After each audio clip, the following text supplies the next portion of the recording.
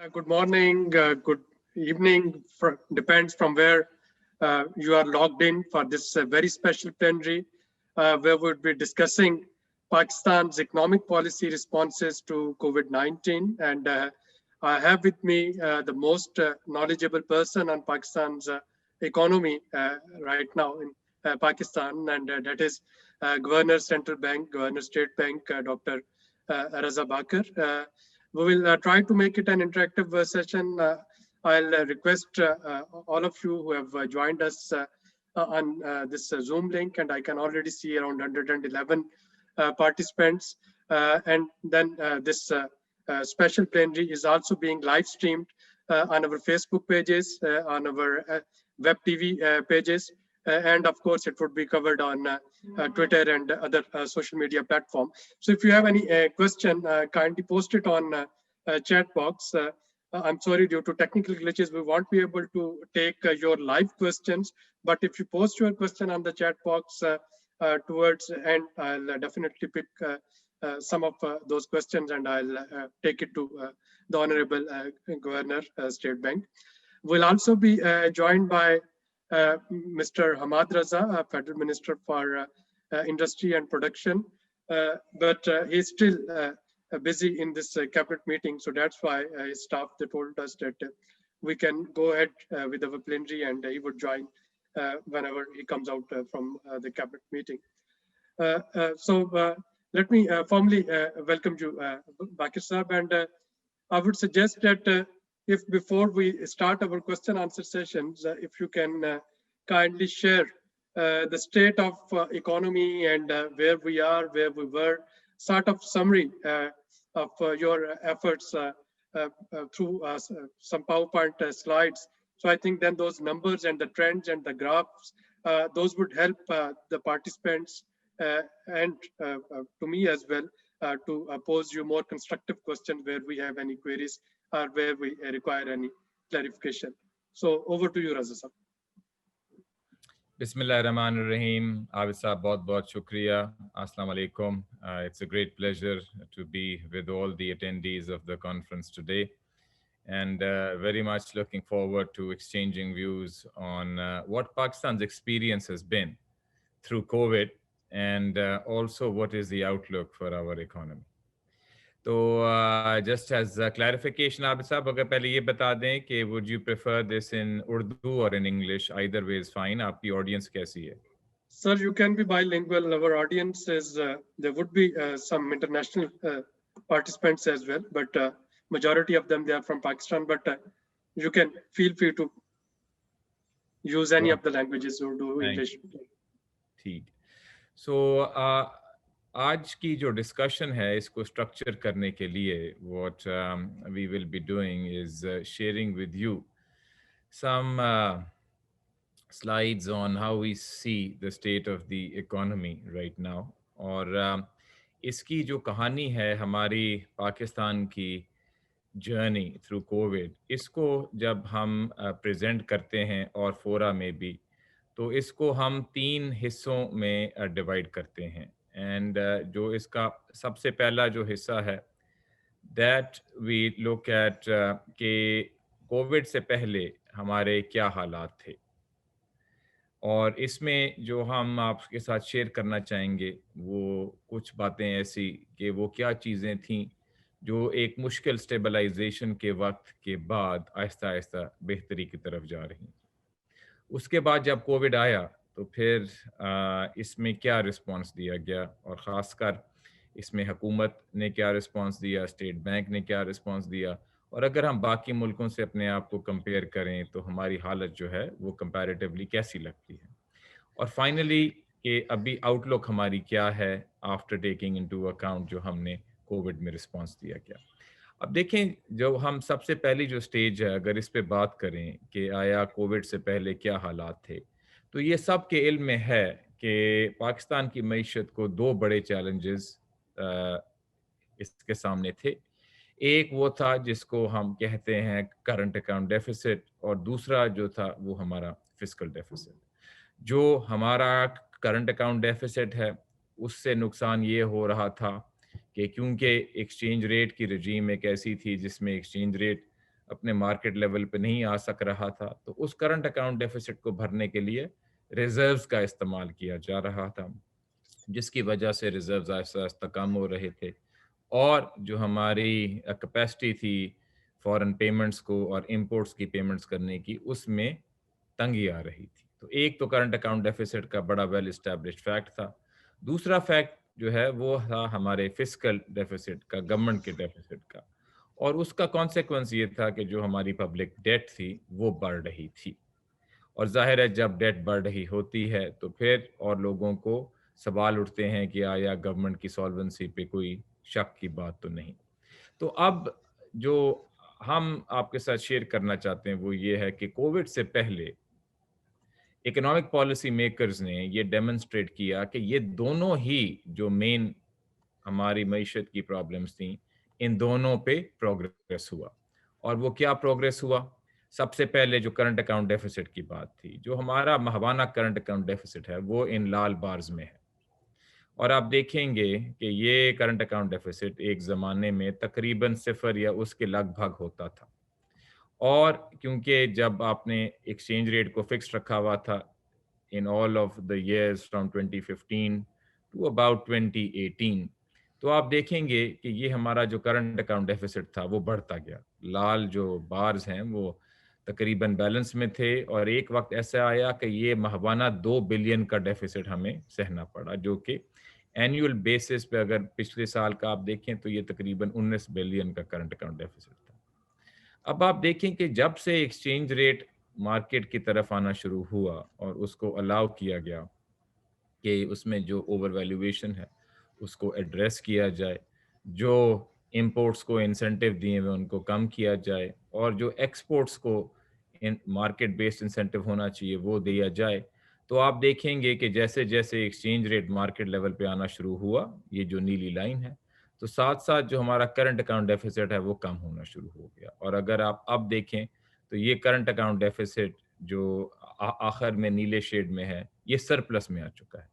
تو مارکیٹ نے یہ دیکھنا شروع کیا کووڈ سے پہلے ہی کہ کرنٹ اکاؤنٹ ڈیفیسٹ جو ہے پہلا کاز وہ کم ہو رہا ہے۔ دوسری چیز جو میں نے آپ کو کہی تھی وہ ہماری پرابلمس کی فسکل ڈیفیسٹ تھی، اور آپ دیکھیں گے کہ یہ ہمارا جو فسکل جو جس کو پرائمری بیلنس کہا جاتا ہے، simply naan interest expenditure and revenue کا بیلنس جو ہوتا ہے، تو وہ اگر آپ دیکھیں گے تو پچھلے کچھ سالوں میں وہ ڈیٹیریٹ ہو رہا تھا، اور فسکل ایئر 20 کے پہلے 9 مہینوں میں یہ دکھایا گیا کہ یہ سرپلس بن گیا۔ یہ جو ڈارک بلو بار ہے یہ وہ دکھا رہا ہے کہ پہلے 9 مہینوں میں کیا بیلنس رہا، تو آپ دیکھیں گے کہ اس میں بھی ایک بڑا مارکڈ ٹرن اراؤنڈ تھا ان دا پیریڈ بفور کووڈ۔ اب کووڈ سے پہلے ان دونوں چیزوں کی وجہ سے اب اس میں اگر آپ ہماری فائنینشیل مارکیٹس اور بزنس کانفیڈنس کا دیکھیں تو اس میں یہ ریکگنیشن آ رہی تھی، جو لیفٹ سائڈ پہ پینل ہے وہ آپ کو یہ دکھا رہا ہے کہ جو ہماری اسٹاک مارکیٹ کووڈ سے پہلے جو تھی وہ کس رفتار سے بڑھی، اور بلومبرگ نے کہا کہ پاکستان کے stocks have out perform the world's leading stock market. یہ کووڈ سے پہلے کا ذکر ہے۔ رائٹ سائڈ پہ بزنس کانفیڈنس، اور اگر آپ بزنس کانفیڈنس کی انڈیکس دیکھیں جو کہ آئی بی اے سے بنتی ہے، تو جو کووڈ سے پہلے والے بھی مہینے ہیں اس میں دیکھیں گے آپ کہ یہ بڑھنی شروع ہو گئی تھی۔ ظاہر ہے کووڈ میں پھر یہ کم ہوئی، لیکن جو پہلا پوائنٹ جو ہم آپ کے سامنے پیش کرنا چاہتے تھے وہ یہ تھے کہ کیونکہ حکومت نے اور اسٹیٹ بینک نے کرنٹ اکاؤنٹ ڈیفیسٹ اور فسکل ڈیفیسٹ پہ پروگریس شو کیا، اسی لیے جو انڈیکیٹرز تھے وہ بہتری کی طرف جانے شروع ہوئے۔ اب آ گیا کووڈ۔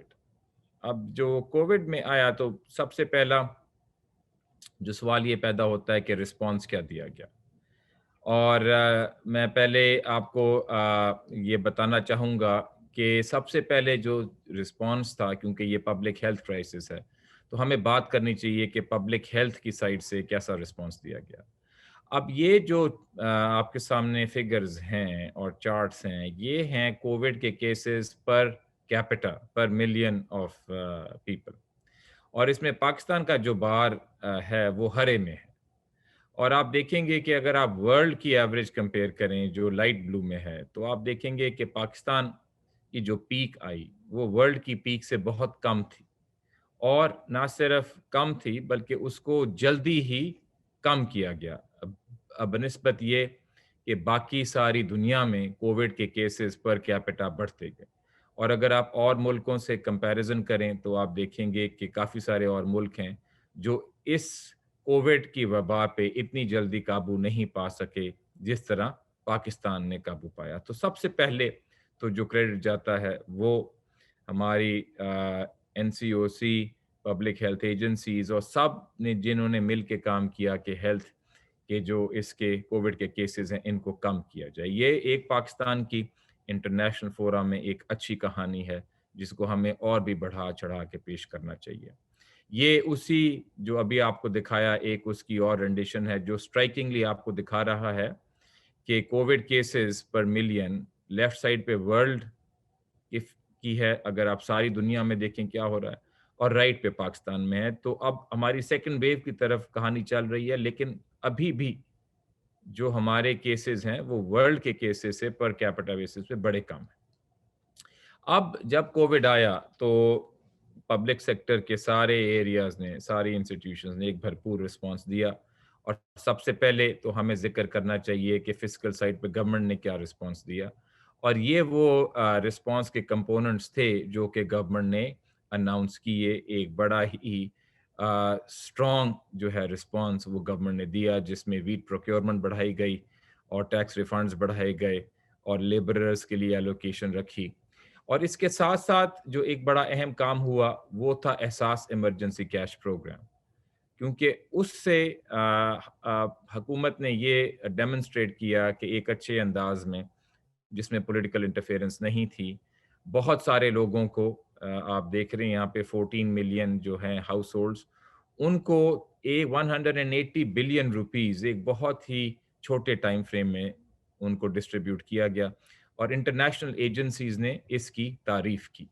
تو سب سے پہلے پبلک ہیلتھ، اس کے بعد جو گورنمنٹ نے فسکل، اور اس فسکل کے ساتھ جو گورنمنٹ نے احساس ایمرجنسی کو الاٹمنٹ دی جو کہ ایک بڑے اچھے انداز میں ڈسٹریبیوٹ ہوئی. اب میں تھوڑا سا ذکر کرنا چاہتا ہوں کہ اسٹیٹ بینک کی سائڈ سے کیا رسپانس دیا گیا کووڈ کے دوران. تو دیکھیں سب سے پہلی تو چیز ہے انٹرسٹ ریٹ، جو کہ ایک سینٹرل بینک کی مانیٹری پالیسی کمیٹی سیٹ کرتی ہے. اور یہ چارٹ دکھاتا ہے کہ اسٹیٹ بینک نے انٹرسٹ ریٹ کتنے کٹ کیے in vis-a-vis other emerging market central banks. اور ظاہر ہے کووڈ تو ہر جگہ ہی آیا، لیکن آپ دیکھیں گے کہ پاکستان میں جس رفتار سے اور جس اماؤنٹ سے انٹرسٹ ریٹ کو کٹ کیا گیا وہ ایمرجنگ مارکیٹس میں سب سے زیادہ ہے. صرف ارجنٹینا نے شاید اس سے زیادہ کٹ کیے، لیکن وہاں پہ ایک سوورن ڈیٹ کرائسس ہے جس سے وہاں پہ کمپیریزن کرنا اتنا مناسب نہیں ہے. تو پہلے جو پوائنٹ اسٹیٹ بینک کی سائڈ سے ہم پیش کرنا چاہتے ہیں وہ یہ ہے کہ ایک بہت ہی اسٹرانگ ریئیکشن اور سٹیمولس دیا گیا. لیکن جو اہم چیز ہے وہ یہ ہے کہ کرائسس کے وقت صرف آپ انٹرسٹ ریٹ پہ ریلائی نہیں کر سکتے، اس کے ساتھ ساتھ اور جو کوانٹیٹیو میجرز ہیں ان کو بھی استعمال کرنا ہوتا ہے. اور میں آپ کو دکھانا چاہتا ہوں اس سے پہلے کہ میں ان میجرز کا بتاؤں، صرف آپ کو ایکسچینج ریٹ کا بتا دوں کہ کافی سارے جو سینٹرل بینکس جب وہ انٹرسٹ ریٹس کٹ کرتے ہیں تو ایک ان کو پریشانی یہ ہوتی ہے کہ آیا ایکسچینج ریٹ تو زیادہ ان کا ڈپریشیٹ نہیں ہوگا. تو اس چارٹ میں آپ دیکھ رہے ہیں کہ جو باقی ملک ہیں ان کے ایکسچینج ریٹ میں کیا ہوا اور ہمارے ایکسچینج ریٹ میں کیا ہوا. تو آپ دیکھیں گے کہ جو ہماری ڈپریسیشن ہے from the beginning of corona till the most recent observation on December 14th, یہ تقریباً 3.5% تک یہ اپنا ڈپریشیٹ ہوا ہے. اور اگر آپ باقی سارے ملک دیکھیں ایمرجنگ مارکیٹس تو بہت سارے اور ہیں جو کہ اس سے بھی زیادہ ڈپریشیٹ ہوئے. تو کہنے کی مراد یہ ہے کہ ایک سائڈ پہ اسٹیٹ بینک نے انٹرسٹ ریٹ بھی زیادہ کٹ کیے، اور دوسری سائڈ پہ یہ ایک اچھی ڈیولپمنٹ ہے کہ ہمارا ایکسچینج ریٹ بھی جو ہے باقی ایمرجنگ مارکیٹس کے بیچ میں رہا، کوئی زیادہ ایکسٹریم پہ نہیں رہا. لیکن اب میں اس بات پہ آنا چاہتا ہوں جس کا میں ذکر کر رہا تھا کہ ایکسچینج انٹرسٹ ریٹ کے علاوہ اور کیا میجر اسٹیٹ بینک نے لیے. تو یہ ایک چارٹ ہے جو آپ کو دکھا رہا ہے جس میں بیک ڈراپ جو پرپل کے جو ایک شیڈڈ ایریا ہے وہ دکھا رہا ہے کہ daily number of COVID cases in Pakistan, اور اس میں ہر ورٹیکل بار جو ہے وہ دکھا رہا ہے ایک میجر جو اسٹیٹ بینک نے لیا انٹرسٹ ریٹ کے علاوہ. تو آپ دیکھیں گے لال میں پہلے انٹرسٹ ریٹ ہے، لیکن اس کے علاوہ جو سارے جو میجرز لیے گئے وہ میجرز لیے گئے کہ اور لیکویڈیٹی اور کیش انجیکٹ کیا جائے. تو وہ کیا چیزیں کی گئی ان کا میں تھوڑا سا آپ کو بیان کرنا چاہتا ہوں، اور وہ اس چارٹ میں آپ کو نظر آ رہا ہے کہ ہم نے کیلکولیٹ کیا ہے کہ مختلف اسٹیٹ بینک کے میجر سے لوگوں کے کیش فلو پہ اور بزنسز کے کیش فلو پہ کیا اچھا اثر پڑا. تو پہلی تو چیز جو نیلے میں ہے وہ صرف وہ ہے جو انٹرسٹ ریٹ کٹ کرنے کی وجہ سے جو انٹرسٹ ایکسپینس کی جو سیونگز ہوئی وہ تقریباً 470 بلین روپے، یعنی تقریباً 1.1% آف جی ڈی پی کا فائدہ لوگوں کو اور بزنسز کو ہوا. لیکن آپ دیکھیں گے کہ بنسبت انٹرسٹ ریٹ کٹ کے باقی سارے جو میجرز لیے جس کا سب سے ٹوٹل رائٹ سائڈ پہ ہے جو کہ 1.8 ٹریلین روپیز کا ہے، زیادہ حصہ اور میجرز کا ہے. اور میں یہی بات کہہ رہا تھا کہ کرائسس کے وقت میں صرف انٹرسٹ ریٹ کم کر کے آپ نہیں رک سکتے، آپ کو اور کوانٹیٹیو میجرز بھی لینے ہوتے ہیں کہ لیکویڈیٹی جو ہے سسٹم میں انجیکٹ ہو. اور لیکویڈیٹی انجیکٹ کرنے کی سب سے بنیادی وجہ یہ تھی کہ یہ جو ایک ٹیمپرری کرائسس ہے اس کی وجہ سے جو لیکویڈیٹی پرابلمز ہوں کمپنیز کو وہ سالونسی پرابلمز نہ بنے. تو اب یہ جو لال میں جو میجر ہے یہ ہے لون کی ایکسٹینشن کا اپ ٹل 1 ایئر، اور یہ ایک والنٹری پروگرام تھا، یہ ایک مینڈیٹری نہیں تھا. ہم نے پاکستان بینکس ایسوسی ایشن کے ساتھ بہت جلد ہی مارچ میں یہ میٹنگ کی کہ ہم ایک والنٹری اسکیم آپ کے ساتھ مل کے ایسا نکالنا چاہتے ہیں کہ جب آپ کے کلائنٹس آپ کے پاس آئیں اور اپنے پرنسپل کی پیمنٹ کو ایکسٹینڈ کروانا چاہیں تو اگر آپ کو اس میں سالونسی کے ایشوز نہیں لگ رہے تو آپ اس کو پازیٹیولی انٹرٹین کریں، لیکن آخر میں فیصلہ آپ کا ہے. اور یہ بڑا اہم تھا کہ ہم چاہتے تھے کہ ملک میں جو کریڈٹ کلچر ہے وہ نیگیٹیولی افیکٹ نہ ہو. تو اس پروگرام کے تحت 658 بلین روپیز جو ہیں جو کہ ڈیو ہونے تھے وہ آگے ڈالے گئے، اور یہ جو لیکویڈیٹی سکویز ورنہ آ جاتی اس سے ہماری بچت ہوئی، اور یہ تقریباً 1.6% آف جی ڈی پی کا امپیکٹ بنتا ہے. اس کے ساتھ ساتھ جو ہرا بار ہے یہ ایک اور میجر ہم نے ساتھ لیا کہ نہ صرف ہم نے کہا کہ جو لون کی پرنسپل ری پیمنٹ ہے اس کو آگے بڑھا دیا جائے، لیکن جن کیسز میں مارک اپ کے مسائل ہیں لیکن کلائنٹ سالونٹ ہے تو وہاں پر اگر بینک اور کلائنٹ میوچول ایگریمنٹ سے اس کو ریسکیجول کرنا چاہتے ہیں تو ہم ریگولیٹری انسینٹیو یہ دیں گے کہ اس کی جو پروویژننگ کرنی ہے اور کلاسیفیکیشن کرنی ہے وہ نئے کانٹریکٹ کی بیسس پہ ہوگی تاکہ انسینٹیو دیا جائے بینک کو بھی اور بورور کو بھی کہ وہ مل کے اس میں ایک نیا راستہ نکالیں. لیکن اگین اس میں جو آخری جو فیصلہ تھا یہ فیصلہ بینک کا تھا، ہم نے اس کو مینڈیٹ نہیں کیا. تو اگر آپ یہ دیکھیں between the loan principal extension and the mark up rescheduling تقریباً 2% آف جی ڈی پی جو ہے کیش فلو میں بہتری آئی بزنسز میں. اور اس کی ہماری آبجیکٹو یہ تھا کہ اگر ہم بینکرپسیز بچاتے ہیں اس میجر سے تو پھر اس سے روزگار بچے گا. اور یہ کمپلیمنٹری میجر تھا to all the good measures taken by the government to reduce the cases as well as to inject liquidity through tax refunds and SARS cash program and the other measures. اب اس کے ساتھ ساتھ ہم نے ایک اور major جو لائے وہ ڈائریکٹ جاب سپورٹ کے لیے لائے and that's the bar in purple، اور وہ تھی اسٹیٹ بینک کی روزگار پے رول فائنینسنگ اسکیم. اور یہ اسکیم مختصر انداز میں یہ تھی کہ ہم نے یہ بینکس کو کہا کہ اگر آپ کا کوئی کلائنٹ آپ کے پاس آتا ہے اور آپ کو کمٹمنٹ دیتا ہے کہ وہ 3 مہینے کے لیے اور پھر ہم نے اس کو ایکسٹینڈ کیا 6 مہینے کے لیے کسی ورکر کو لے آف نہیں کرے گا تو پھر اس کو آپ ایک سستے ریٹ پہ ورکنگ کیپٹل دیں کہ وہ اپنے پے رول کے ایکسپینس کو میٹ کر لیں. اور یہ جو ورکنگ کیپٹل جو بینک دے رہا تھا یہ ہم نے بینک کو لینڈ کیا اور بینک نے آگے اس کو آن لینڈ کیا 3% انٹرسٹ ریٹ پہ. اور اس سے تقریباً 238 بلین روپیز جو ہیں وہ ڈسپینس ہوئے اور ملینز کی تعداد میں جابز بچے. اب میں آپ کو بتانا چاہتا ہوں کہ یہ جو لون ڈیفرمنٹ، لون ریسکیجولنگ اور روزگار میں صرف بڑے لوگوں نے فائدہ نہیں اٹھایا، ایس ایم ایز نے بھی فائدہ اٹھایا. جو لون ڈیفرمنٹ کی جو اسکیم تھی اس میں 90% of the beneficiaries were borrowers from micro finance banks, یعنی وہ لوگ جنہوں نے چھوٹے قرضے لیے ہوئے تھے. اور جو ہماری روزگار اسکیم تھی اس میں 50% of the beneficiaries were S M Es. یعنی کہ ہم نے یہ بھی تھوڑا بہت دیکھا کہ اس بینیفٹ کی جو ڈسٹریبیوشن ہے وہ تھوڑی بہت ایکویٹیبل ہو. جو آخری میجر جو ہے ڈارک بلو میں اس میں 3-4 چیزیں ہیں. ایک وہ ہے ہم نے اسکیم نکالی ٹرف ٹیمپرری اکنامک ریفائنانس فیسلٹی, جس سے اگر کوئی نئی انویسٹمنٹ کرنا چاہتا ہے, نیا پلانٹ لگانا چاہتا ہے, تو اس کو ایک سستے قرضے پہ لون ملے گا بینک سے, جس کو ہم ریفائنانس کر رہے ہیں. اسی طرح اگر کوئی ہسپتال بنانا چاہتا ہے تو ہم نے ایک سستے قرضے پہ ریفائنانس ان کو دیا کہ وہ کووڈ کو فائٹ کرنے کے لیے ہسپتال جلد از جلد بنائیں, اور اگر وینٹیلیٹر امپورٹ کرنی ہے تو یہ کریں. تو اس سلائیڈ میں یہ سارے میجرز ہیں جو اسٹیٹ بینک نے لیے, اور جو اہم بات ہے وہ یہ ہے کہ ہم نے صرف انٹرسٹ ریٹ کٹ کرنے پہ انتظار نہیں کیا, اور بھی کافی سارے میجرز لیے کہ لیکویڈیٹی جو ہے وہ سسٹم میں آئے.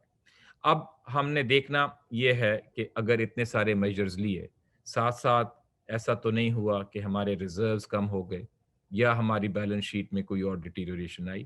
تو اب میں آپ کو بتانا چاہتا ہوں کہ یہ سارے میجرز کرنے کے باوجود جو ہمارے ریزروز ہیں, گراس ریزروز جسے کہتے ہیں, اس کو بھی ہم نے بڑھایا. تو اگر آپ یہ کہانی شروع کریں 30 جون 2019 سے, تو آپ دیکھیں گے کہ جو ہمارا سٹاک اس وقت تھا وہ $7.3 بلین کا تھا, اور جو موسٹ ریسنٹ فگر ہے وہ ہے 13.3 بلین. تو تقریباً $6 بلین کا اس میں اضافہ ہوا. اب لوگوں کو سوال یہ پیدا ہوتا ہے کہ یہ جو اضافہ ہوا, یہ ایسے تو نہیں کیا کہ آپ نے فوراً لون لیے, قرضے لیے. اسی کا بریک اپ ہم نے ان دو بیچ والے بارز میں دیا ہوا ہے. لال میں یہ دکھا رہا ہے کہ ہم نے کتنے نیٹ قرضے لیے ایکسٹرنل لونز, تو وہ ایکچولی نیگیٹو ہے. یعنی ہم نے فورن لونز کو ریٹائر کیا, ان کو کم کیا اس پیریڈ میں, کیونکہ جب گورنمنٹ کوئی نیا لون لیتی ہے تو اس کی پروسیڈز ریزروز میں آتی ہیں, لیکن جب گورنمنٹ ایک پچھلے لیے ہوئے لون کی ڈیٹ سروس کرتی ہے تو وہ ہمارے ریزرو سے ہی نکلتا ہے.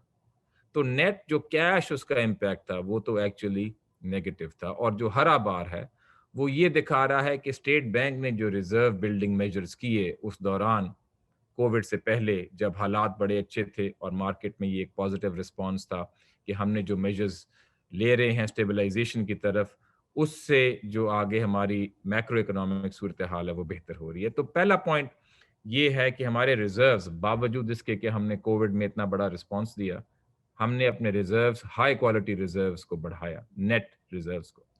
دوسری چیز ہے کہ اسٹیٹ بینک کی ریزروز کے علاوہ جو فارورڈ لائبلٹیز ہیں, جس میں سواپس بھی ہیں اور فارورڈز بھی ہیں, ان کی کیا پوزیشن رہی. ایسا تو نہیں ہوا کہ وہ بڑھ گئی.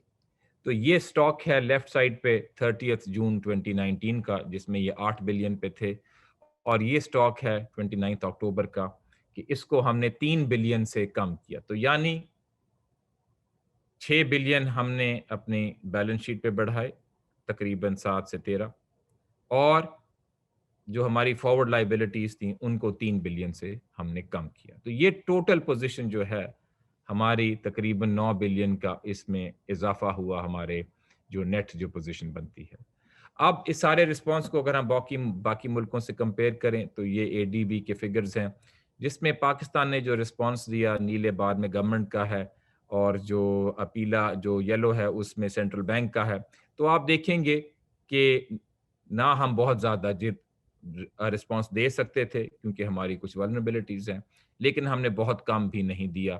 تو باقی ملکوں کے مقابلے میں بیچ میں ہمارا جو ہے وہ رسپانس آتا ہے.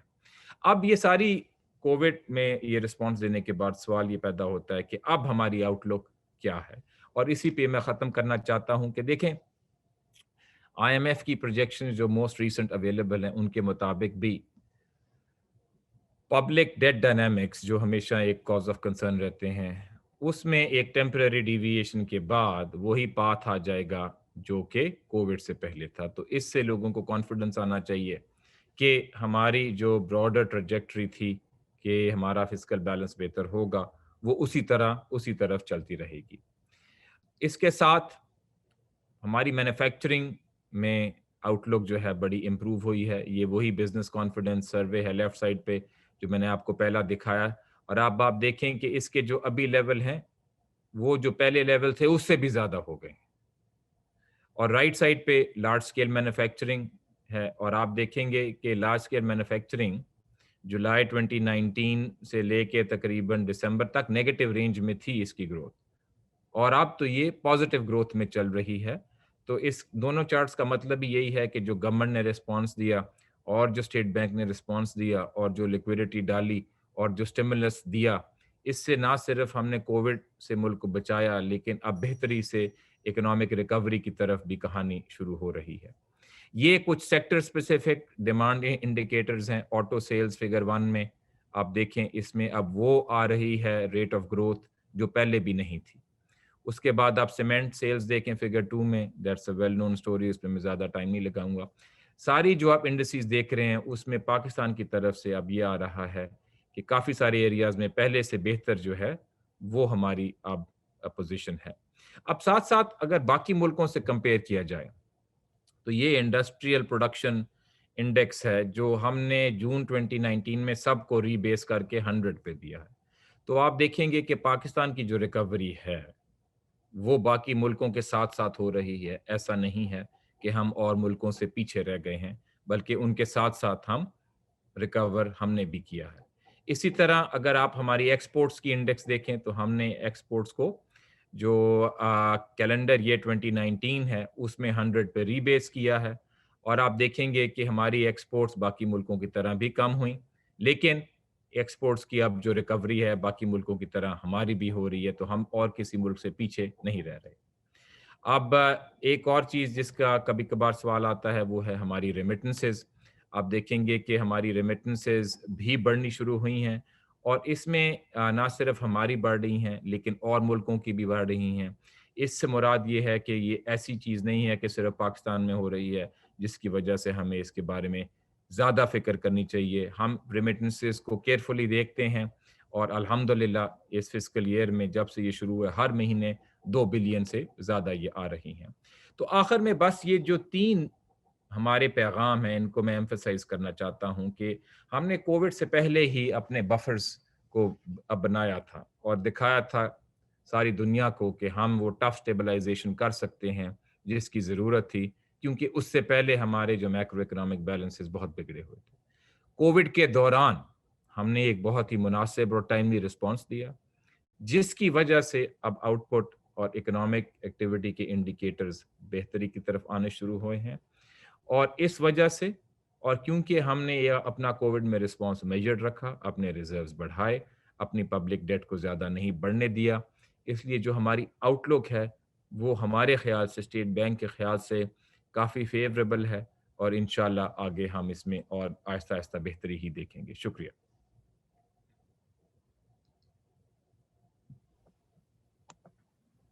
जी, बहुत शुक्रिया डॉक्टर साहब, आपने बड़ा कम्प्रिहेंसिवली एक्सप्लेन किया पाकिस्तान के जो Covid economic responses, both monetary responses as well as जो फिजिकल रिस्पॉन्सेस थे।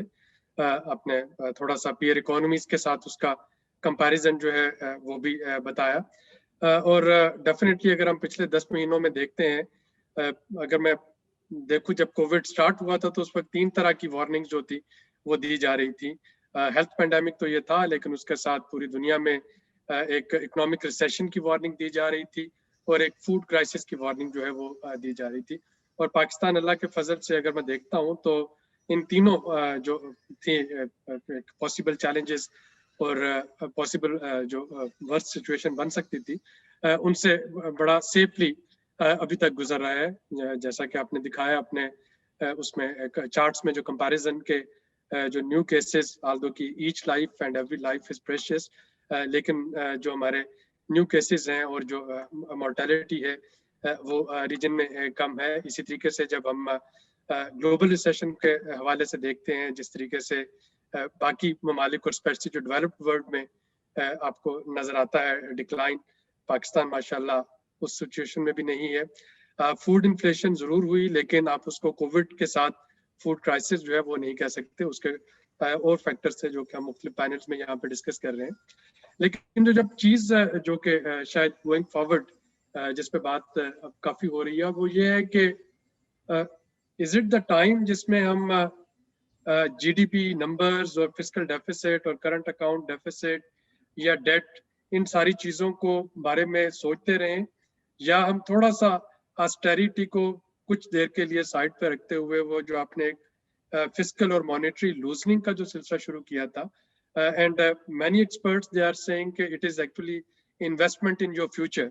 अगर हम 10 साल बाद या 20 साल बाद इन ग्राफ्स को देखेंगे तो ये 2020 का ग्राफ शायद एक एक्सेप्शनल आउटलायर के तौर पे नजर आ रहे होंगे। उस वक्त शायद कोई उसको एक्सप्लेन नहीं करेगा कि ये कोविड आया था या क्या हुआ था, लेकिन अगर इस वक्त हम ऑस्टेरिटी पे चले जाते हैं तो शायद जो फाउंडेशन बननी है बाउंसिंग बैक और एक रेजिलिएंट इकोनॉमी के लिए इन फॉर 2022, अगर हम 21 के वैक्सीन ईयर को थोड़ी देर के लिए बिजनेस अनयूजुअली रखें तो वो मजबूत हो जाएगी। तो स्टेट बैंक और आप उस बारे में क्या सोच रहे हैं कि थोड़ा सा अभी हम इसको इसी तरीके से रखेंगे या हम ऑस्टेरिटी की तरफ वापस जा रहे होंगे इनकरी?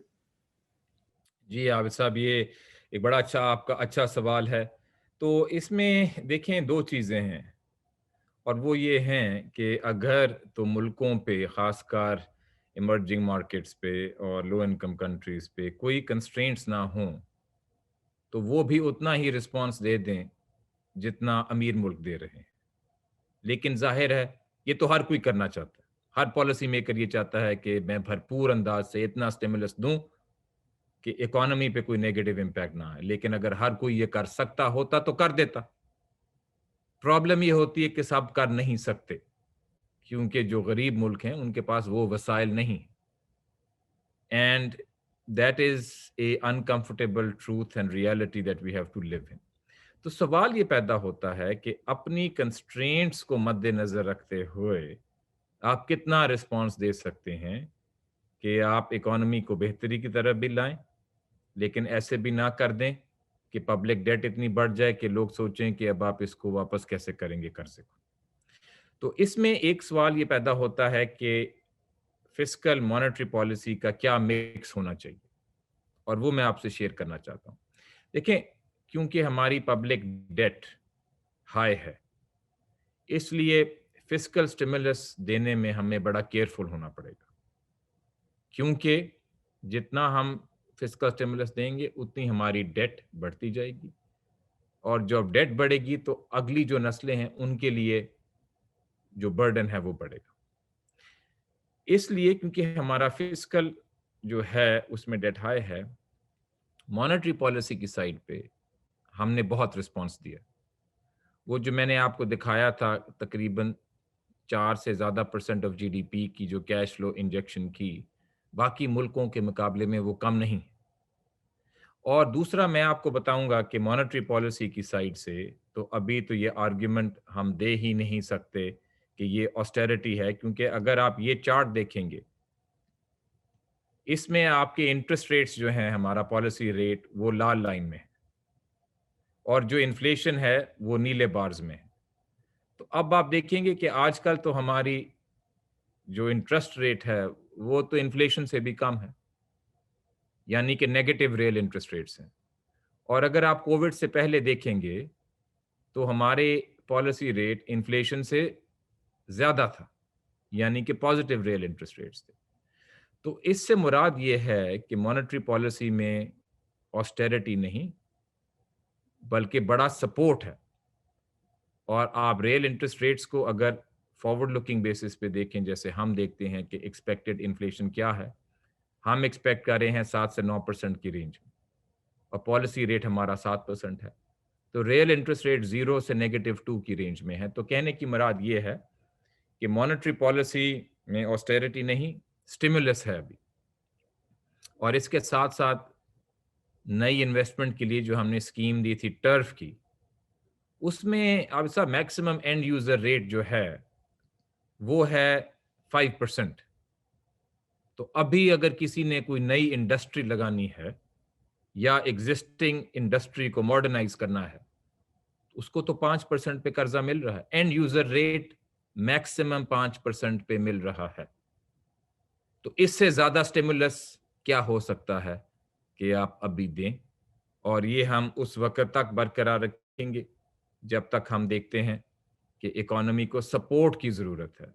ٹرف کی اسکیم 30 مارچ کو اینڈ ہو جائے گی اور انٹرسٹ ریٹس جو ہیں مانیٹری پالیسی کمیٹی نے بھی اپنی مختلف بار بار سٹیٹمنٹس میں کہا ہے کہ ابھی ایگریگیٹ ڈیمانڈ کی سائڈ سے پریشرز انفلیشن پہ نہیں نظر آ رہے اور ابھی ضرورت ہے کہ interest rates real interest rates کو تھوڑا سا نیگیٹو رینج میں رکھا جائے تاکہ جو اکانومی کو سپورٹ ہے وہ برقرار رہے اور کووڈ سے ایک اچھے انداز میں اس کی ریکوری جو ہے وہ مکمل ہو.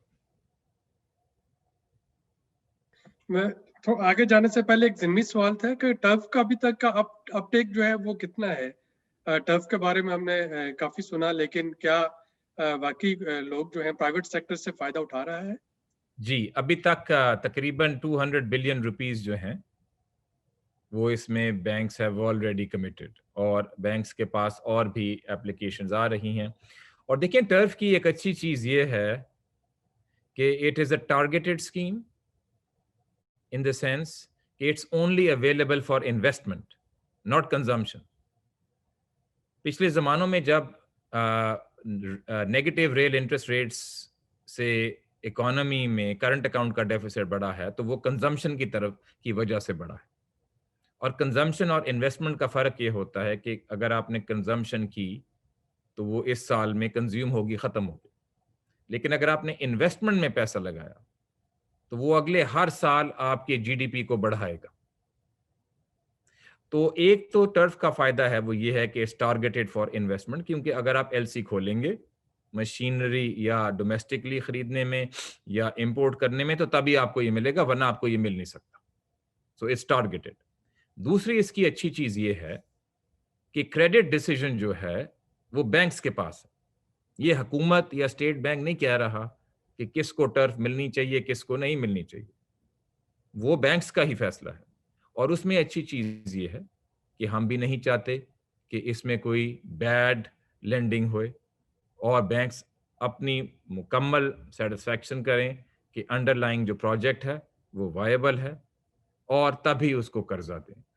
ہم پیچھے سے لیکویڈٹی بینکس کو دے رہے ہیں تاکہ بینکس کو لیکویڈٹی پرووائڈ کرنے میں کوئی دقت نہ آئے.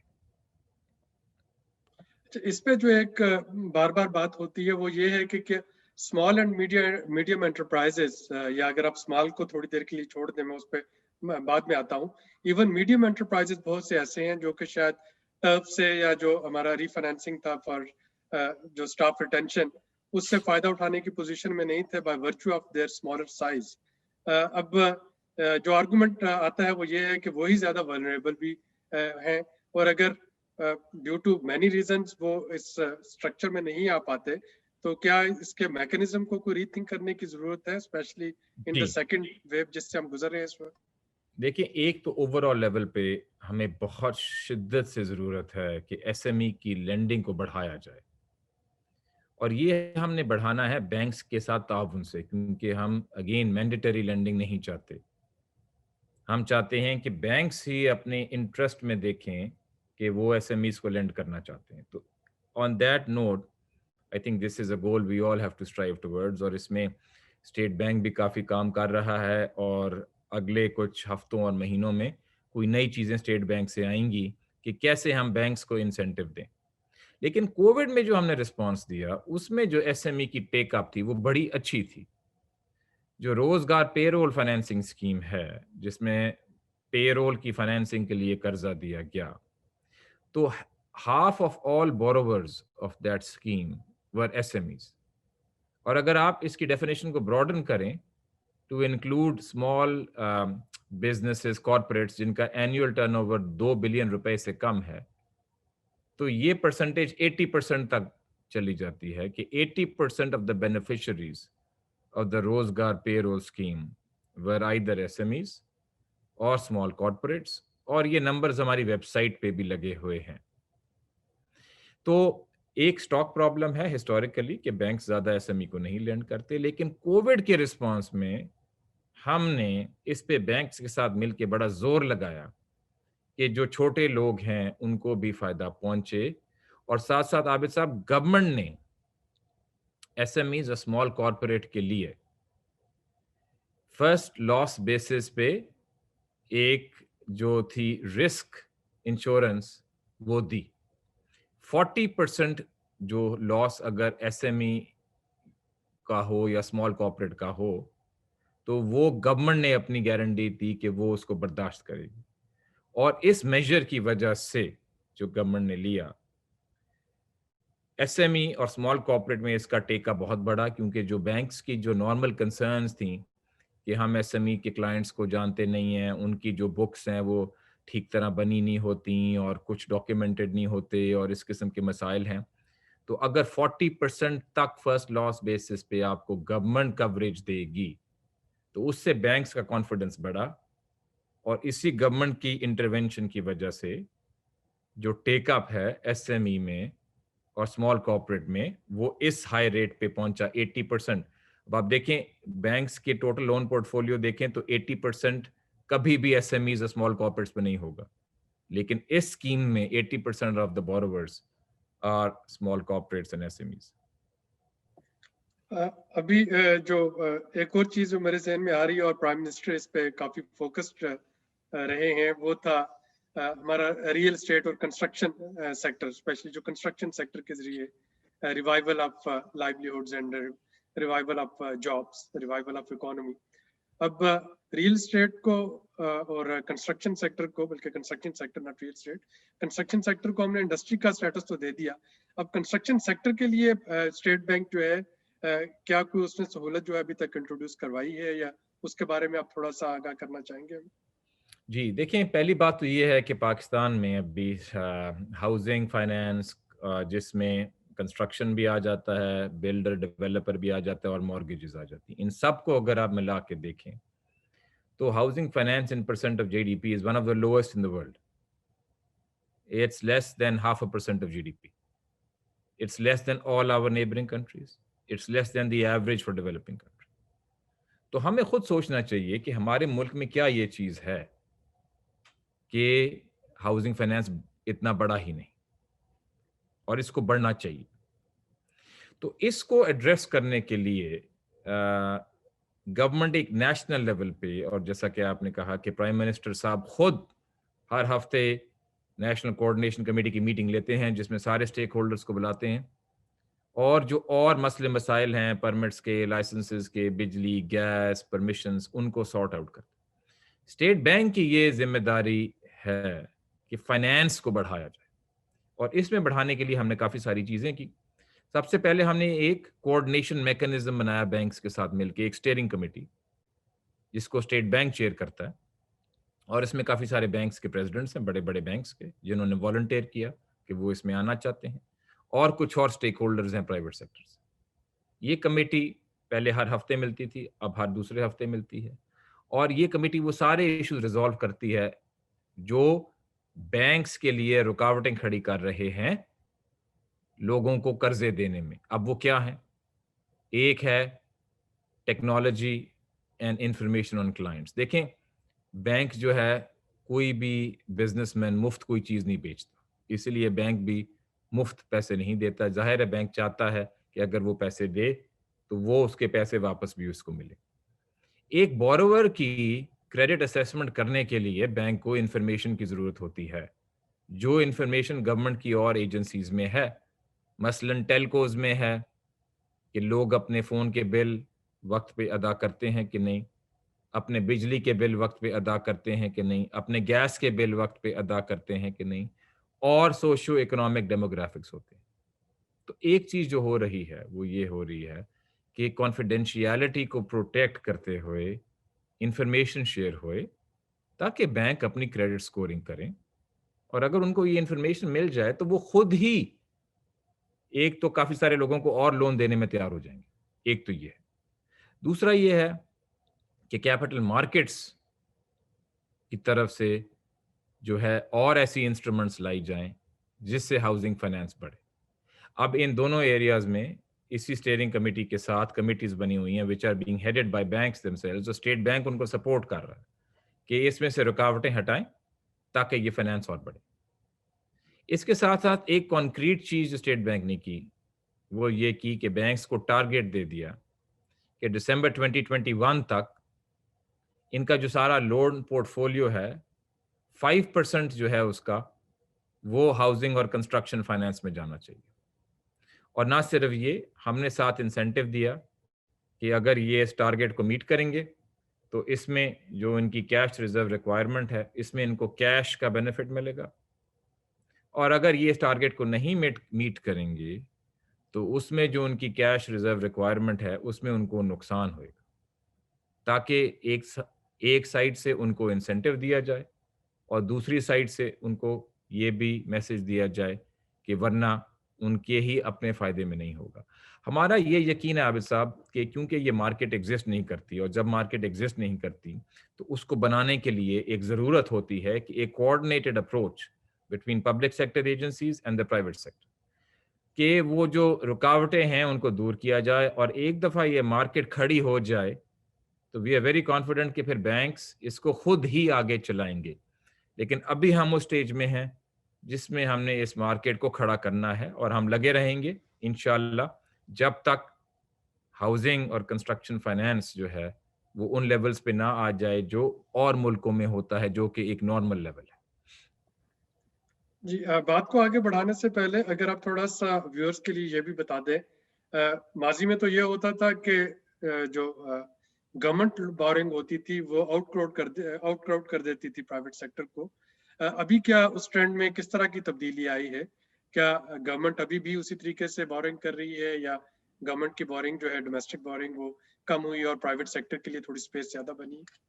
دیکھیں, یہ بورنگ بڑی کم ہو جانی تھی اگر کووڈ نہ آیا ہوتا, اور جیسا کہ میں نے آپ کو پہلے دکھایا تھا کہ پرائمری بیلنس جو ہے یعنی کہ revenue minus naan interest expenditure وہ تو سرپلس میں چلا گیا تھا پہلے 9 مہینے میں. اب چونکہ کووڈ آیا تو پچھلے سال کا جو فسکل ڈیفیسٹ تھا وہ اس طرح کم نہیں ہو سکا جس طرح ہماری امید تھی. لیکن آگے جیسے آپ دیکھ رہے ہیں امید اور ٹارگیٹس یہی ہیں کہ فسکل جو ڈیفیسٹ ہے وہ کم ہوئی.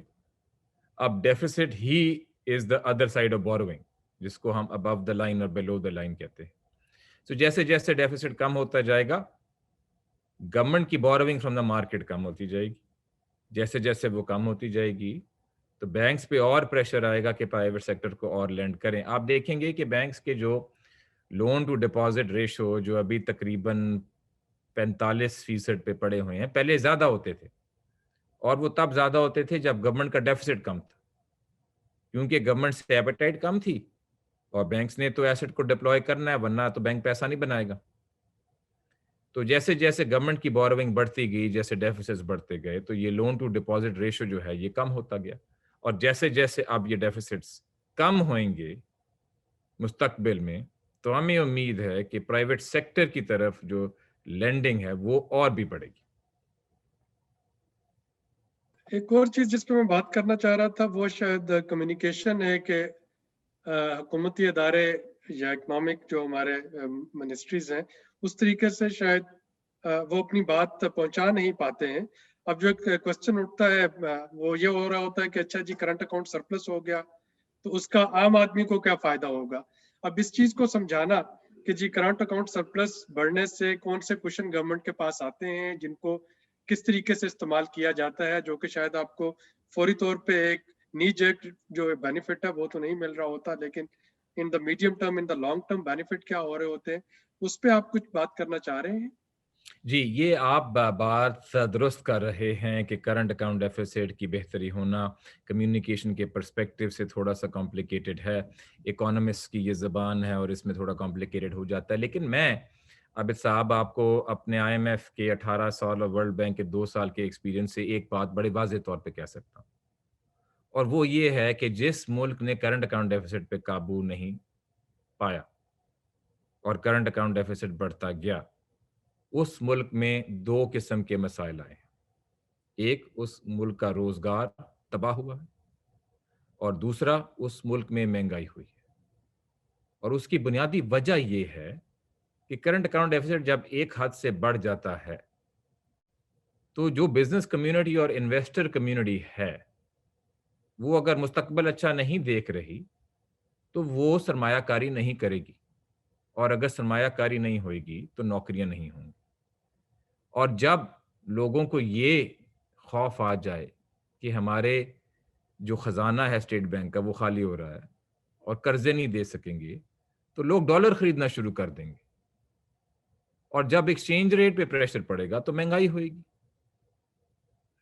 تو پہلی چیز یہ ہے کہ کرنٹ اکاؤنٹ ڈیفیسٹ جو ہے، جس ملک نے بھی اس پہ قابو نہیں پایا اس کا روزگار تباہ ہوا ہے اور وہاں مہنگائی ہوئی ہے۔ اسی طرح جن ملکوں نے کرنٹ اکاؤنٹ ڈیفیسٹ پہ قابو پایا ہے، جس طرح پاکستان نے اس پہ قابو پایا ہے، تو اس میں قابو پانے کے بعد مستقبل کی آؤٹ لک بہتر ہوئی۔ اس کے ساتھ ساتھ سرمایہ کاری ہوگی جیسے ابھی ہو رہی ہے۔ ٹرف میں یہ 200 بلین ارب جو لوگوں نے لیے نا، جو پہلے کوئی نئی انویسٹمنٹ نہیں کرنا چاہتے تھے، اب یہی لوگ انویسٹمنٹ کر رہے ہیں۔ تو یہ تبھی کر رہے ہیں اگر ان کو یقین ہے کہ آگے معیشت کے حالات اچھے ہوں گے اور ان کی سیل اتنی ہوگی کہ یہ اپنے قرضوں کو دے سکیں، تو اس سے روزگار بڑھے گا اور مہنگائی جو ہے، جو ایکسچینج ریٹ سے اس کی کنٹریبیوشن ہوتی ہے وہ ہٹ جاتی ہے۔ اور اب آپ ہمارا ایکسچینج ریٹ دیکھ لیں، اللہ کے کرم سے مارکیٹ بیسڈ ہے، جو پہلے کبھی نہیں ہوا۔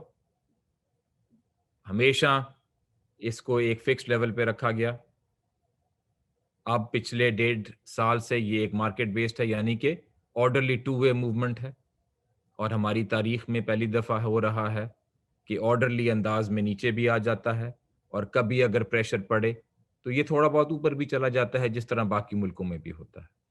تو یہ ایک وہ رول ادا کر رہا ہے شاک ایبزاربر کا۔ لیکن جو سب سے اہم بات ہے، ایک رینج جو مناسب رینج ہے اس میں یہ ہے، اور اس کی وجہ سے اب آگے لوگوں کو یہ پریشانی نہیں ہونی چاہیے کہ کرنٹ اکاؤنٹ ڈیفیسٹ جو ہے وہ انسسٹینیبل ہوگا، کیونکہ exchange rate as a shock absorber یہ صورتحال نہیں پیدا ہونے دے گا کہ کرنٹ اکاؤنٹ ایک انسسٹینیبل لیول پہ آئے، جس کی وجہ سے دوبارہ ایکسچینج ریٹ پہ پریشر پڑے، مہنگائی ہو اور روزگار کم ہو۔ میں تو اس پہ کافی لکھتا رہا ہوں، آپ تھوڑا سا فردر ایکسپلین کر سکتے ہیں کہ پچھلے اگر ہم دیکھتے ہیں 2013 سے 2018 تک، تو تقریباً 24 بلین ڈالر جو ہے وہ ہم نے سپینڈ کیے روپے کی قیمت کو مستحکم رکھنے کے لیے، اور اس کے بعد جو 2018 والا سال تھا اس میں اگین کچھ 4-5 بلین ڈالر جو ہے وہ رکھے۔ اس سے روپیہ جو ہے وہ تو اسٹیبل رہا، لیکن اور بہت سے پرابلم جو ہے وہ پیدا ہو گئے، کچھ کی طرف آپ نے نشاندہی بھی کی۔ تو یہ جو آرٹیفیشلی روپے کی قیمت کو استحکام دینا ہوتا ہے، یہ کیا اتنا سمپل ہوتا ہے کہ اسٹیٹ بینک جو ہے جب بھی ضرورت پڑتی ہے، دیکھتا ہے ڈالر شارٹ ہوئے تو وہ کمرشل بینکس کو کیا دیتا رہا ہے اپنے ریزروز میں سے کہ وہ اس کو سیل کریں؟ یہ کس طریقے سے جو 24 بلین ڈالر تھے وہ سپینڈ ہوئے کہ روپیہ جو ہے وہ 102-110 روپے پر ڈالر کی رینج میں رہا؟ دیکھیں، یہ جو چیزیں ہیں نا کہ دنیا کے مختلف سینٹرل بینکس ایکسچینج ریٹ کو کس طرح کنٹرول کرنے کی کوشش کرتے ہیں یا نہیں کرتے، اور ریزروز میں کیا ہوتا ہے، یہ سب کے لیے ایک ہی کہانی ہے۔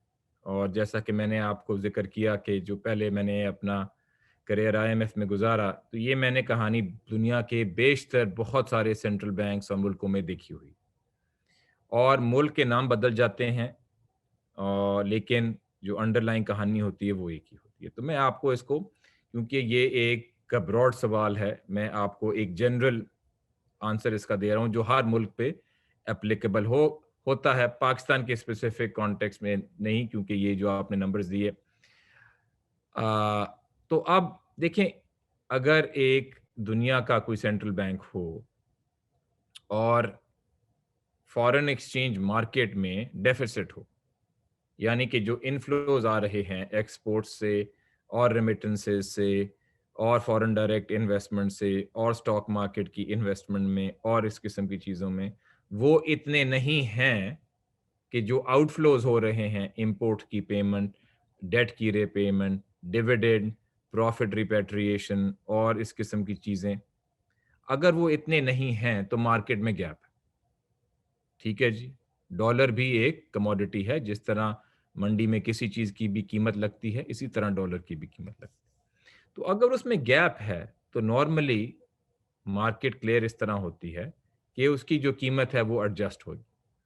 اگر گیپ ہے تو اس کی قیمت بڑھ جائے گی کیونکہ وہ ایک ویلیوبل کموڈٹی ہے. اگر سرپلس ہے تو اس کی جو قیمت ہے وہ کم ہو جائے گی. لیکن اس سے ہوئے گا کیا کہ مارکیٹ جو ہے ایکویلیبریم میں آ جائے گی اور خود ہی اپنے آپ کو کلیئر کر لے گی. پرابلم تب کھڑی ہوتی ہے کہ اگر کسی نے فیصلہ کر لیا ہو کہ ایکسچینج ریٹ جو اس کی ایک قیمت ہے اس کو ہم نے مارکیٹ لیول پہ نہیں آنے دینا, اور اگر اس کو ایک ایسے لیول پہ پکڑ کے رکھ لیا کہ جہاں پہ گیپ ہے, اور پہلے ہماری تاریخ میں یہی تھا, ابھی کچھ سال پہلے 2015 16 17 میں, تو پھر وہ گیپ کسی نہ کسی نے تو بھرنا ہے. اب وہ گیپ کون بھرے؟ اسٹیٹ بینک, سینٹرل بینک بھرے, اور کون بھرے؟ اور اس کے بھرنے سے پھر وہ ایکسچینج ریٹ میں موومنٹ نہیں آتی. لیکن اس کا نقصان کہ یہ ایک سسٹینیبل سچویشن نہیں ہے, ایک تو یہ. لیکن اس سے زیادہ جو نقصان ہے وہ یہ ہے کہ جی ہمیں کیا ضرورت ہے کہ ہر چیز امپورٹ کریں. ہمارے انٹرپرینیورز, ہمارے بزنس مین, ہماری انڈسٹری میں یہ صلاحیت ہے کہ کافی ساری چیزیں خود بنا لیں. اب تو ٹیکنالوجی بھی, انٹرنیٹ پہ ہر قسم کی ٹیکنالوجی پڑی ہوئی, تو کیا وجہ ہے کہ ہم ہر چیز امپورٹ کریں؟ کیا وجہ ہے کہ ہم اپنی ایکسپورٹ اور نہیں بڑھا سکتے اور ملکوں سے کمپیٹ نہیں کر سکتے؟ تو اگر آپ ایکسچینج ریٹ کو ایک مصنوعی لیول پہ رکھتے ہیں تو نہ صرف اس کا نقصان ایک یہ ہوتا ہے کہ ریزروز کم ہو رہے ہیں کیونکہ گیپ کو بھرنا ہے, لیکن دوسرا نقصان یہ ہے کہ کمپیٹیٹیونیس جو ہے ملک کی وہ تباہ ہو رہی ہے, کیونکہ آپ ہر چیز امپورٹ کر کے گزارا کر رہے ہیں.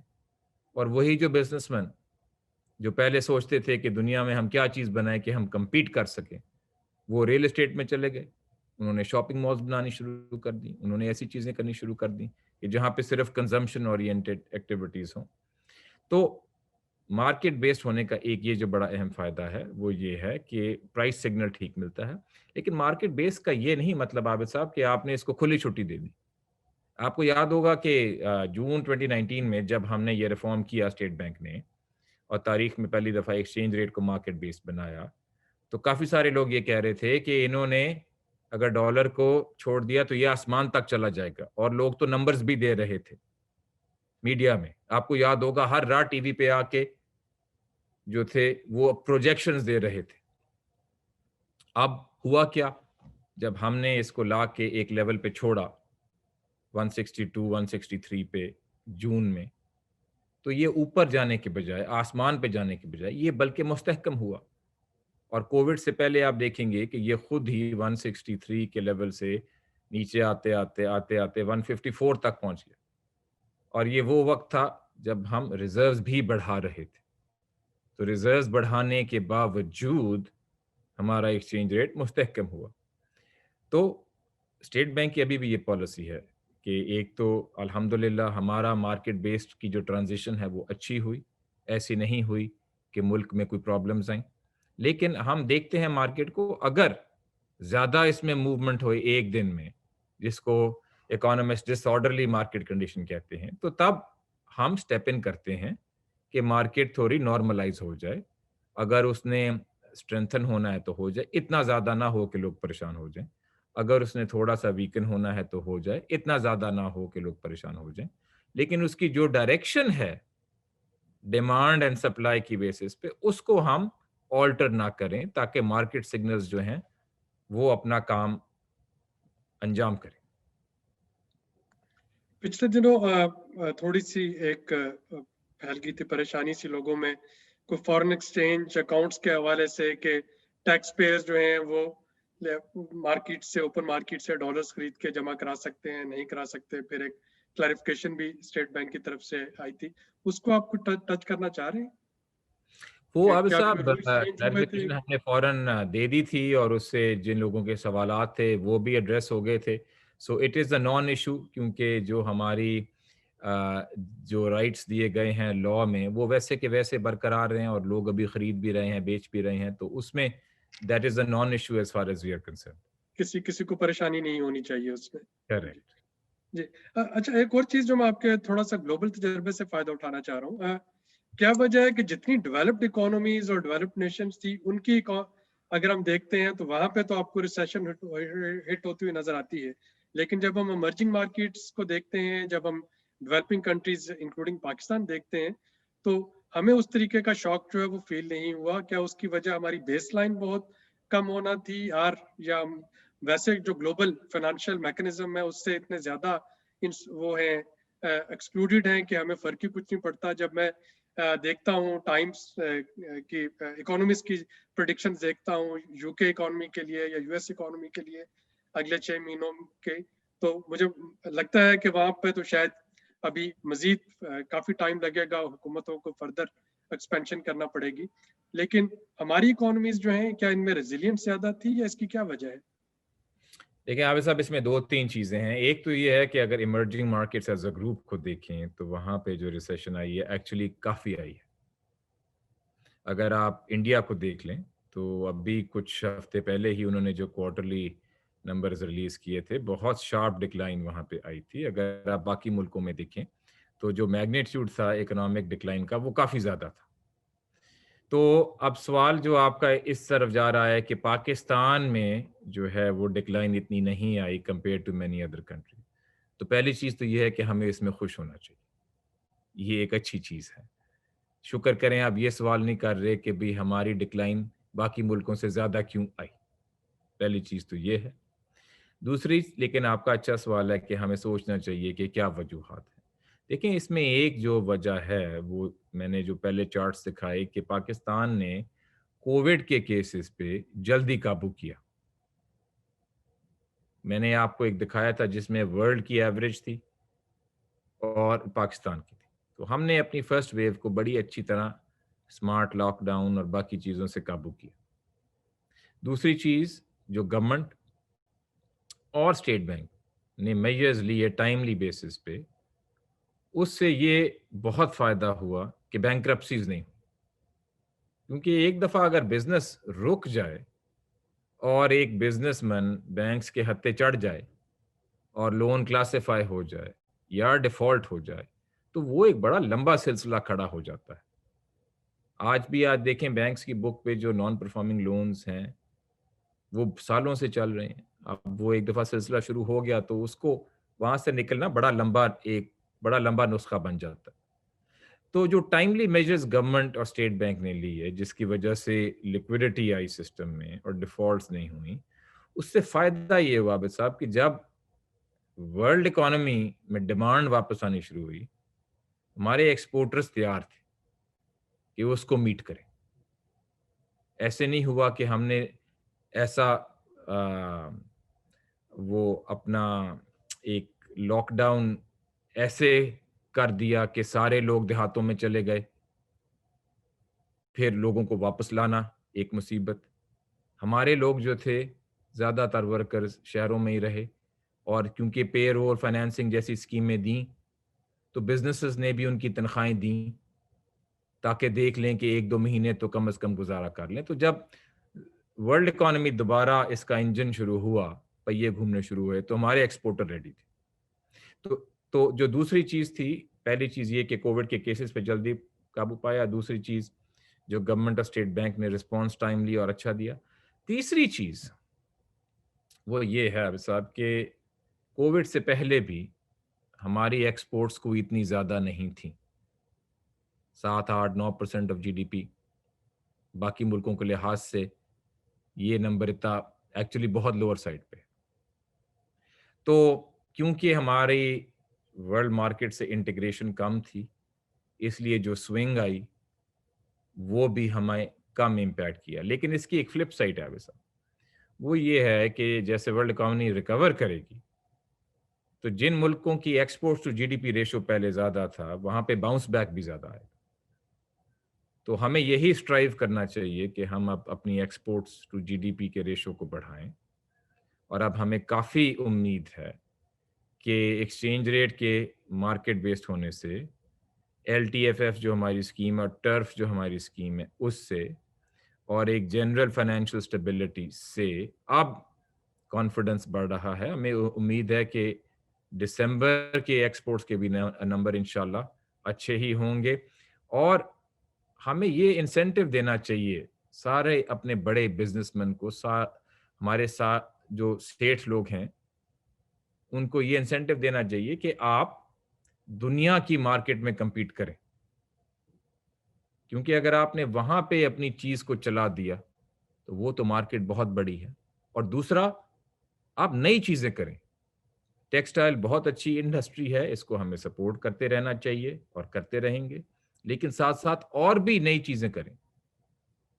انجینئرنگ کے پروڈکٹس کریں، کمیونیکیشنز ٹیکنالوجی کی پروڈکٹس کریں. اور جو ہمارے بڑے بزنس گروپس ہیں ان میں یہ صلاحیت ہے، کیونکہ ان کی سیونگز اور نیٹ ورتھ اتنی زیادہ ہے کہ وہ رسک لے سکتے ہیں نئے سیکٹرز میں. اور یہ تو ایک بڑی ایلیمنٹری بات ہے بزنس مین کو بتانے کے لیے کہ جب تک آپ رسک نہیں لیں گے تو ریوارڈ بھی آپ کو نہیں ملے گا. تو ہمارے جو بڑے بڑے پلیئرز ہیں انڈسٹری کے، ان سے میں جو ایک پیغام جو دینا چاہوں گا وہ یہ ہے کہ ہمیں ایکسپورٹس کے نئے سیکٹرز بھی پیدا کرنے ہیں، کیونکہ ہم اپنی ملک کی ساری جو فیوچر ہے وہ ایک دو سیکٹرز میں نہیں اس کو رکھ سکتے. اور یہ وہ لوگ آسانی سے کر سکتے ہیں جو کہ آلریڈی بڑے لوگ ہیں اور ان کے پاس اپنی ایسٹس جو ہیں وہ بہت ہیں کہ وہ رسک لے سکیں. میں ساتھ ساتھ جو چیٹس پہ آپ لوگوں کے کوسچن پوسٹ ہو رہے ہیں وہاں سے بھی پک کر رہا ہوں چیزیں.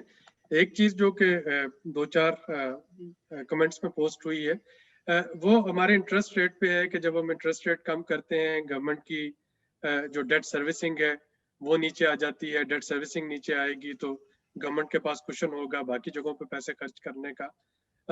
لیکن اس کو جب ہم ریلیٹ کرتے ہیں جو inflow of foreign direct investment in Pakistan کے اگر آپ بالکل نیچے کر دیں تو وہ کم ہو جائے گا.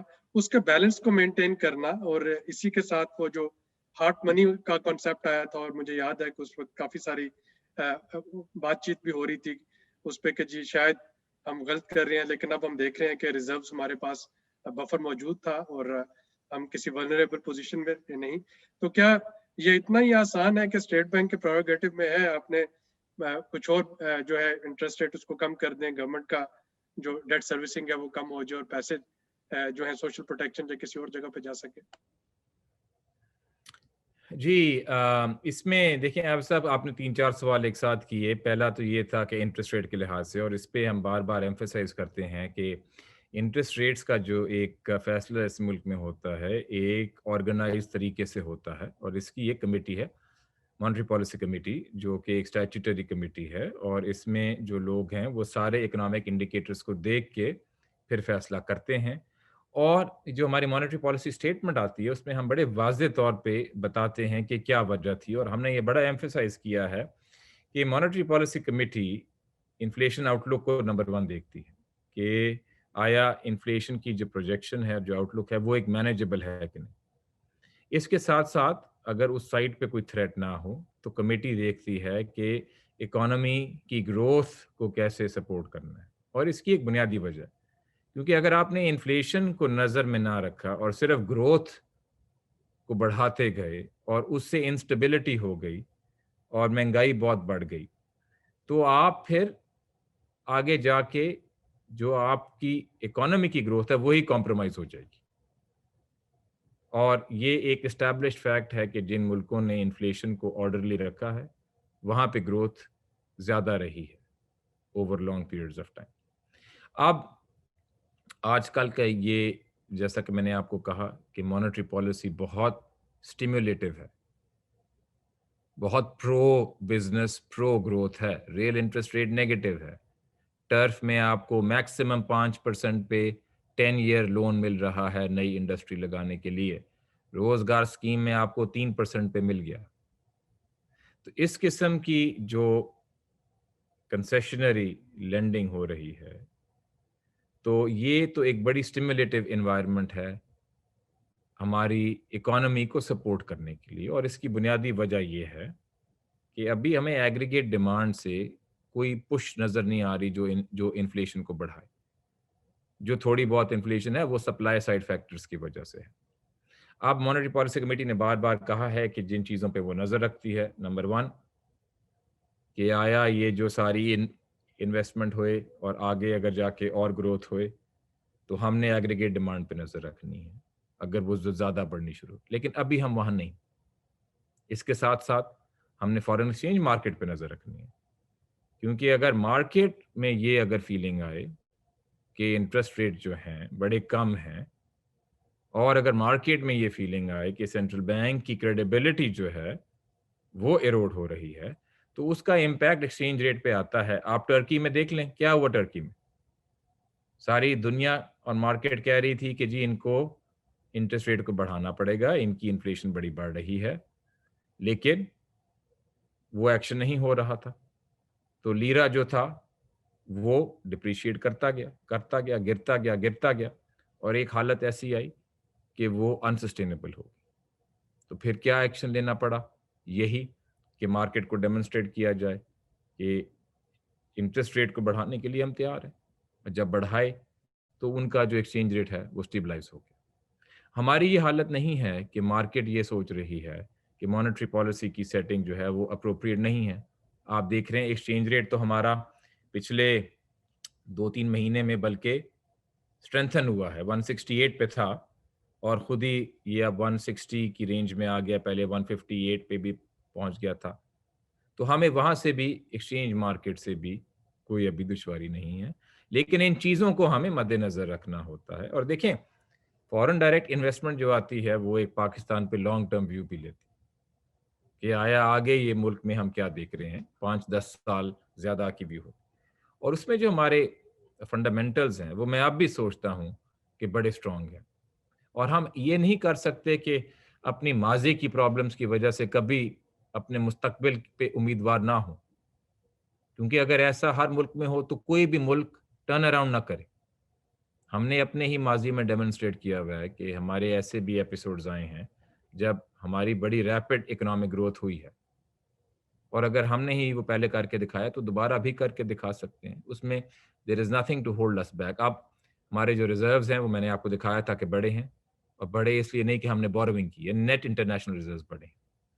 جب ہم نے IMF کا پروگرام شروع کیا تھا تو $7 بلین تقریباً تھے ہماری بکس پہ، اور اب میں نے اس کی اوور پرفارمنس آپ کو دکھائی کہ وہ اوور پرفارمنس جو سٹارٹنگ لیول آف ریزروز ہے اس سے بھی زیادہ ہے. تو نمبر 1 یہ. نمبر 2 فائنانس ڈویژن نے کر کے دکھا دیا کہ جو ایک پرائمری بیلنس ڈیفیسٹ میں چل رہا تھا پچھلے چند سالوں سے اس کو سرپلس میں لے آئے. کووڈ سے پہلے دکھا دیا کہ یہ کر سکتے ہیں. اس کے ساتھ ساتھ اب جو ایکسچینج ریٹ مارکیٹ بیسڈ ہوا ہے اور اب ایکسپورٹس بڑھ رہی ہیں، لوگ پروجیکٹس لگا رہے ہیں ایکسپورٹس میں، اس میں آئندہ جو ہے وہ آؤٹ لک بہتر ہوئے گی. اور کیونکہ فنڈامنٹلز جو ہیں ان کو بگڑنے نہیں دیا اور ان کو بچا کے رکھا، تو اسی سے پھر آؤٹ لک زیادہ امپروو ہوتی ہے. اور اسی لیے اسٹیٹ بینک میں جو ہماری ابھی تھنکنگ ہے، ہم دیکھ رہے ہیں کہ these are early signs of a promising recovery. اور میں آپ کے جو ویورز ہیں ان کو یہ بھی کہوں گا کہ سوشل میڈیا پہ آج کل ہم کافی کمیونیکیٹ کر رہے ہیں، تو ہمیں آپ ضرور فالو کریں آن ٹویٹر اینڈ فیس بک، اور خاص کر جب بھی کوئی نیا اکنامک انڈیکیٹر آتا ہے تو we always try to tweet about it, تاکہ جو کچھ چیزیں ہم دیکھ رہے ہیں وہ ہم باقی لوگوں کے ساتھ شیئر بھی کریں اور آپ کو انفارمیشن ڈائریکٹلی ملے. یہ نہ ہو کہ آپ کو کسی انٹرمیڈیری مثلاً اخبار یا کسی اور ویب سائٹ کے تھرو ملے. اور اگر میں آپ کو یہ بھی انکریج کروں گا کہ ہم نے اپنی ویب سائٹ کو بہتر کرنے کے لیے خاص کر جو نئے انیشیٹوز ہیں، مثلاً کووڈ میں جو رسپانس دیا، روشن ڈیجیٹل اکاؤنٹ کی اسکیم اور ان قسم کی چیزوں پہ ہم نے ویب سائٹ میں کافی انویسٹمنٹ کی ہے کہ اس کو ایک اچھے انداز سے یوزر فرینڈلی انداز میں ہو. میں آپ کو انوائٹ کروں گا کہ آپ وہاں پہ جائیں اور دیکھیں اور ہمیں فیڈ بیک بھی دیں کہ اگر اس کو اور بھی بہتر کرنا ہے.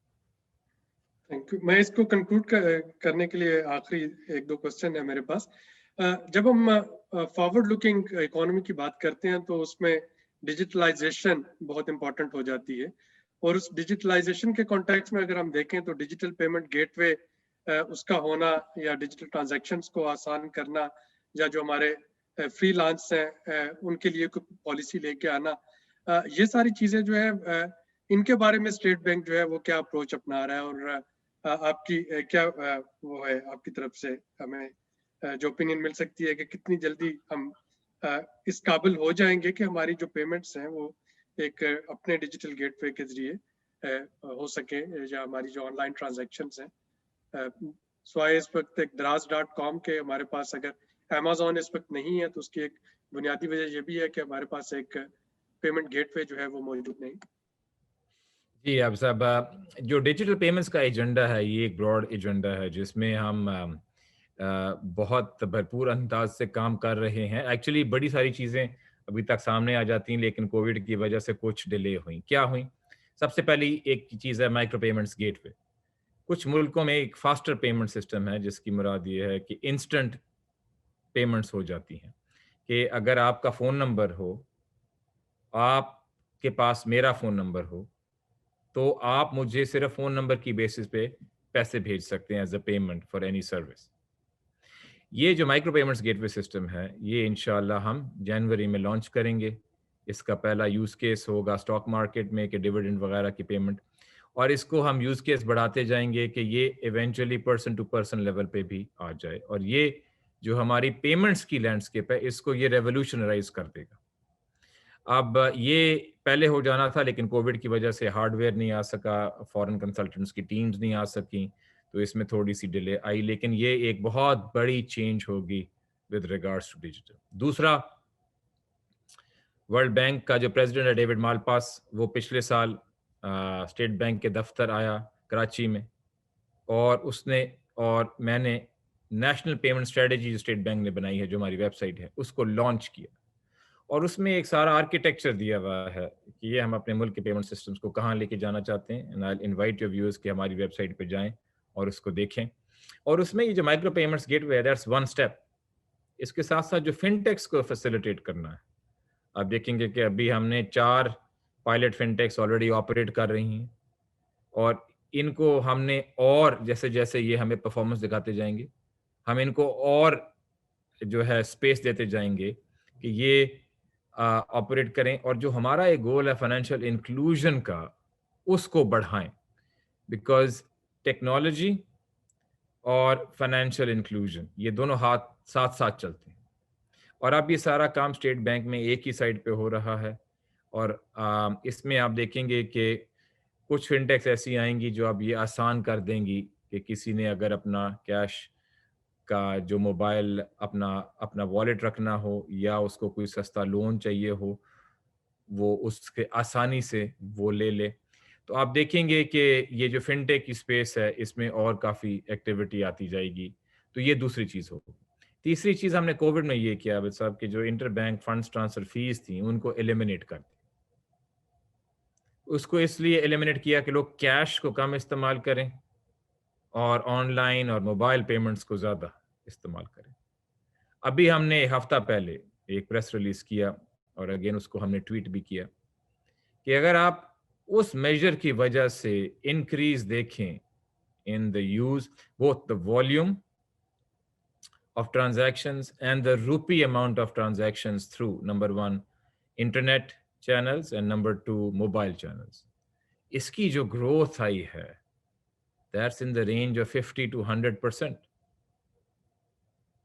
और ये इसीलिए आई है बिकॉज एक तो हमने फीस एलिमिनेट की, एंड जिसकी वजह से एकदम से लोग आए। और इसमें चीज़ ये है कि एक दफ़ा लोग आ जाएं, वो देख लें कि इसको कितना आसान है करना, फिर वो उसी को करते रहते।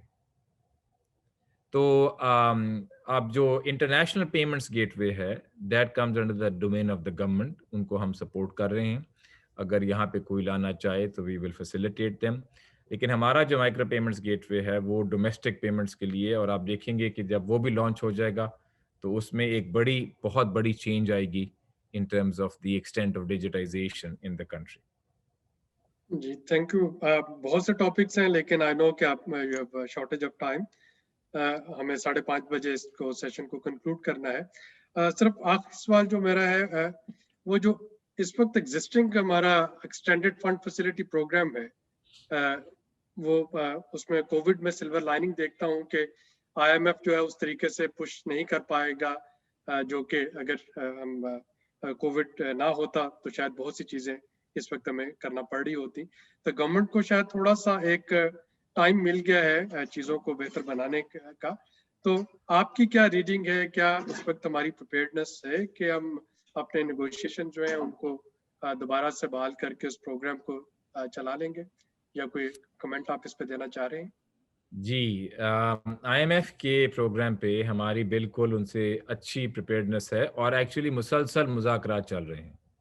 کووڈ کے دوران بھی ان سے مسلسل ہمارا رابطہ رہا ہے اور آج کل جو ہماری نیگوشیشنز ہو رہی ہیں وہ بھی بڑے ایک اچھے انداز میں چل رہی ہیں اور عن قریب اس پہ ایک اچھی خبر ہم سب کے لیے آگے پیش بھی کریں گے.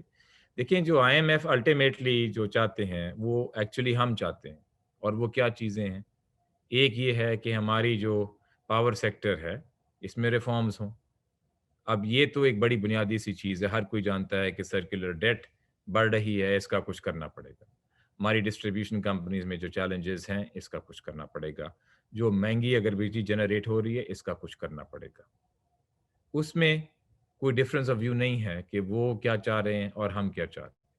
یہ تو پاکستان کے فائدے کے لیے ہے کہ سرکولر ڈیٹ کو کم کیا جائے, کیونکہ یہ ڈیٹ اگلی نسلوں کے لیے ڈیٹ ہے. تو ہم تو نہیں چاہیں گے کہ اپنے بچوں کو یہ ورثہ کہ یہ دے دیں کہ آپ کے پاس اتنا بڑا ڈیٹ کا برڈن بن جائے گا. تو ایک وہ ہو گیا. دوسرا ٹیکسیشن سائڈ, ہم بھی یہی چاہتے ہیں کہ جو ہماری ٹیکس کلیکشن ہے اس میں دو چیزیں سائملٹینیسلی ہوں. ایک یہ کہ آٹومیشن کی وجہ سے ہیومن ڈسکریشن کم ہو اور جو کیسز ابیوز کے آتے ہیں وہ کم ہوں اور لوگ جو ہیں ان کو تنگی نہ ہو ٹیکس اتھارٹی سے ڈیل کرنے کے لیے, نمبر 1. اور اس کے ساتھ ساتھ کہ جو لوگ ٹیکس میں نہیں, ٹیکس نیٹ میں نہیں ہیں ان کو لایا جائے, کیونکہ یہ تو ایک انصاف والی بات نہیں ہے کہ کچھ لوگ جو ہیں ان کی تنخواہوں سے ٹیکس کٹ رہا ہے سورس پہ اور وہ دے رہے ہیں, اور کچھ لوگ جو ہیں وہ بالکل ہی نہیں دے رہے. تو ان لوگوں کو ہمیں لانا چاہیے, لیکن یہ دونوں چیزیں ساتھ ساتھ چلتی ہیں, کیونکہ جیسے کانفیڈنس بھی سسٹم میں بڑھے گا تو لوگ سسٹم میں آنے سے گھبرائیں گے بھی نہیں, اور آٹومیشن یہ ایک بڑی اہم چیز ہے. تو اب اگر ہم بھی یہ چاہتے ہیں کہ ہمارا ٹیکس سسٹم بہتر ہو اور ہماری کلیکشن بڑھے تاکہ جو ہم نے پبلک سروسز کرنی ہے وہ کرنے کے لیے ہمارے پاس ریسورسز ہوں کہ ہم قرضے پہ نہ گزارا کریں, تو IMF بھی یہی چاہتی ہے. کووڈ کی وجہ سے بالکل جو ہمارے ریفارمز جس اچھی سپیڈ سے شروع ہوئے تھے اس میں تھوڑا سا پاز آیا, لیکن یہ ایک پاز ان سے ایگریڈ تھا, کوآرڈینیٹڈ پاز تھا, اور انشاءاللہ اب ہم دوبارہ جلد از جلد ان کے ساتھ واپس اسی طرح اس پروگرام کو ریزیوم کریں گے. اینڈ جو الٹیمیٹ آبجیکٹیو ہے وہ تو یہی ہے کہ ملک کی پراسپیرٹی ہو اور جو کچھ پرابلمز ہیں ان کو ایڈریس کر دیا جائے. ایکسٹرنل سائڈ کی پرابلمز بہت حد تک ایڈریس ہو چکی ہیں عابد صاحب. بڑے سارے IMF کے پروگرام ہوتے ہیں تب آتے ہیں جب کرنٹ اکاؤنٹ ڈیفیسٹ بڑا ہوتا ہے. ہم نے تو کرنٹ اکاؤنٹ ڈیفیسٹ ایلیمنیٹ کر دی, اور جو ایک اور تھا کہ ایکسچینج ریٹ کو مارکیٹ بیس کرنا ہے وہ بھی کر دیا ہے, اور جو ریزروز کا ہوتا تھا کہ اس پہ اپنے NIR کو بڑھانا ہے, تو دسمبر میں جو ریویو نہیں ہوا جس میں کیونکہ کووڈ آ گیا, دسمبر 2019 کی جو ٹیسٹ ڈیٹ تھی اس میں ہمارے ریزروز NIR کی اوور پرفارمنس $8 بلین سے بھی زیادہ تھی. تو آپ اندازہ کریں کہ ہم نے 7 بلین پہ ایکچولی پروگرام شروع کیا, تقریباً 7 بلین پہ, لیکن دسمبر میں اس 6 مہینے میں اوور پرفارمنس جو تھی that was more than 8 billion on net international reserve. تو ایکسٹرنل سائڈ پہ ہم نے ایشوز کو قابو کر لیا, اور باقی کچھ جو ایشوز ہیں اس پہ وہ چاہتے ہیں اور جو ہم بھی دیکھتے ہیں ملک کی بہتری کے لیے وہ ایک ہی چیز ہے, اور انشاءاللہ اس پہ بھی اچھی خبریں آئیں گی. Thank you. آخری 3 منٹ میں میں صرف آپ سے ایک جو آپ نے کافی ساری اچھی خبریں سنائی, ایک پازیٹیو پنچ لائن آپ سے لینا چاہ رہا ہوں اور ایک آپ سے وارننگ لینا چاہ رہا ہوں کہ یہ آپ ایک بڑی چیز دیکھ رہے ہیں ہوتی ہوئی, that would be a big story, big news. however اور however کے بعد کیا ہے جو کہ ہمیں سب کو as a country, as a nation کرنا ہوگا, ورنہ وہ بڑی خبر جو ہے وہ ہم سے شاید مس ہو رہی ہے. دیکھیں دونوں چیزیں آپ نے کہیں, پہلی کہ کیا پنچ لائن یا کوئی میسج دینا چاہیں گے, اور دوسرا کیا کچھ اگر آپ دیکھنا چاہیں گے کہ کس چیز پہ ہمیں کیئرفل رہنا چاہیے. دیکھیں جو اچھی چیز ہے جو میں پیغام دینا چاہوں گا وہ یہ ہے کہ پاکستان انٹرنیشنل فورا میں ریکگنائز ہو رہا ہے as a country that gave a very good response during COVID. اس میں ہیلتھ ڈائمینشن کی میں نے بات کی، احساس کیش ٹرانسفر کی بات کی، اور گورنمنٹ اور اسٹیٹ بینک کا ٹائملی جو رسپانس ہے اس کی میں نے بات کی. انٹرنیشنل فورا میں اس کی تعریف ہو رہی ہے، ہمیں اس سے شرمانا نہیں چاہیے. And we should be proud کہ ان سم ایریاز ہمیں انٹرنیشنل ریکگنیشن مل رہی ہے کہ ہم نے جلدی سے اپنے اکانومی کی ایکٹیویٹی کے انڈیکیٹرز کو دوبارہ اچھی راہ پہ لائے. تو ابھی جو ایک میسج میں سب کو دینا چاہتا ہوں وہ یہ ہے کہ as a State Bank we are cautiously optimistic کہ we are seeing early signs of a promising recovery. And ہم تو لگے رہیں گے ٹو ٹرائی ٹو سپورٹ کہ اسی طرح آؤٹ کمز مٹیریلائز ہوں. دوسری سائڈ پہ کیا چیزیں ہیں جو میں کہوں گا کہ ہمیں اس میں کنسرن یا ہو. دیکھیں آئی فائنڈ کہ sometimes we are hostage to our past and we have to break through it. We have to recognize that as the fifth largest country in the world, we cannot let our expectations for the future be limited by our problems of the past. We have to embrace the future as a people that do not have any inherent constraints on their abilities to achieve economic prosperity. So we have to overcome the baggage of the past. We have to think to ourselves what it will take to grow optimistic about the future. And inshallah, I think if we successfully manage to become more forward-looking and look at our true potential, we have great prosperity that will embrace us. Thank you.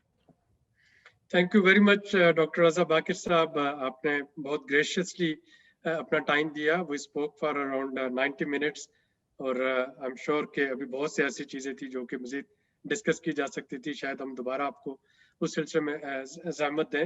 And we had a very engaged audience. ابھی بھی اگر آپ دیکھیں تو 173 participants اس پہ موجود ہیں اور جو باقی ہمیں لائیو اسٹریمس پہ دیکھ رہے ہوں گے وہ اس کے علاوہ ہیں. تو لیڈیز اینڈ جینٹلمین یہ جو ہماری کانفرنس کی ایک اسپیشل پلینری تھی sustainable development in the times of Covid. So we tried کہ آپ کو ہم اسٹیٹ بینک آف پاکستان کی طرف سے اور governor state bank of Pakistan کی طرف سے اکنامک پالیسی رسپانسز جو ہیں اس پہ ایک کمپریہنسو جو ہے آپ کو ایک اوور ویو دیا جائے. And I will still say governor صاحب کے شاید اگر آپ کی طرح باقی بھی جو ہمارے لوگ ہیں جو کہ اکانومی کو ڈیل کرتے ہیں وہ اسی طریقے سے کمپریہنسو طریقے سے سمجھا پائیں تو بہت سی ایسی اچھی خبریں ہیں جو کہ شاید میڈیا اس طریقے سے پک نہیں کر پاتا. اور اس کی ایک مثال میں یہ دیتا ہوں. مجھے پچھلے چند ہفتے پہلے ایک بیپر دینے کے لیے کہا گیا. خبر تھی کہ government is planning to appoint 4 new economic ministers in Japan UK blah بلا بلا. تو انہوں نے مجھے ایک پورے ٹاک شو میں لیا جس پہ پٹیاں چل رہی تھیں کہ حکومت نے اپنی اقتصادی ٹیم میں تبدیلی لانے کا فیصلہ کر لیا. 4 نئے معاشی وزراء جو ہیں وہ اپوائنٹ کیے جا رہے ہوں گے. تو اس پہ وہ میرے کمنٹس لینے چاہ رہے تھے. تو میرا خیال ہے کہ آپ کو تھوڑا سا یہ والا جو اینگل ہے کمیونیکیشن اور ریگولر کمیونیکیشن یہ شاید مزید امپروو کرنے کی ضرورت ہے تاکہ اسپیشلی میڈیا کے ساتھ کہ اس کو جو نیوز وردی جو میڈیا کو جو اس وقت خبریں جو چاہیے ان کو ہم کیسے سمپل لینگویج میں بتا سکتے ہیں.